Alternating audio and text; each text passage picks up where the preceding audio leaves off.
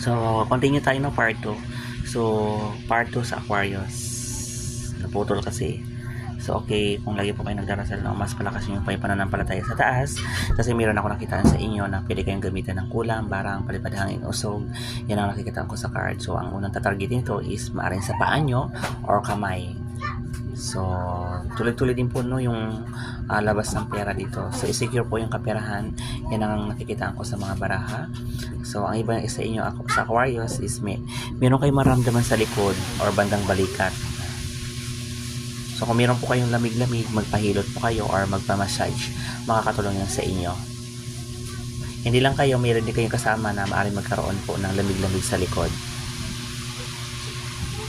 So, pinapakita dito, about sa health, may magkakasakit po. Kung hindi ka maaaring sa family mo, may magkakasakit, ingatan po ha. So, ingatan yung kalusugan, maaaring magkaroon kayo ng bukol-bukol, pwedeng sa lalamunan. Acid ulcer ang nakikitaan ko sa inyo Aquarius. Be careful sa tiyan, maaaring magkaroon kayo ng problema sa bituka.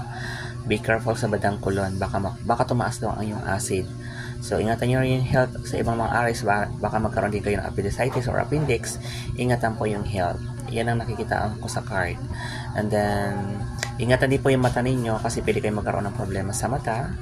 So, wag masyadong magbababad sa cellphone, nakakasira po yun sa mata. So, iba sa mga Aquarius is pwedeng maging successful sa buhay. Isang tagumpay, isang successful, kaya nyong bigyan yung kayamanan ang sarili nyo, kaya nyong bigyan ng kagandahan ang buhay, sa buhay ninyo. At maraming grasya at maraming blessing ang pwedeng dumating sa mga Aquarius kung kayo po ay masisipag. Abutin nyo lang na po yung mga pangarap ninyo. So, yan ang nakikitaan ko sa card. So, kayo po talaga ay may posibilidad magtagumpay sa buhay.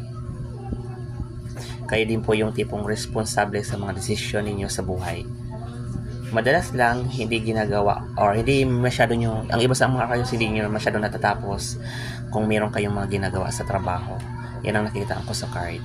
So, maraming salamat po. Yan naman po ang pinapakita sa gabay ng kapalaran sa Aquarius. Ito po ay part 2. Okay? So, may lucky number po yan. Ulitin natin. May wagang oras. May lucky number ito. 5, 19, 19, 11, 3, 13, 15, 18. So, yan po. May wagang numero. Aquarius, part 2.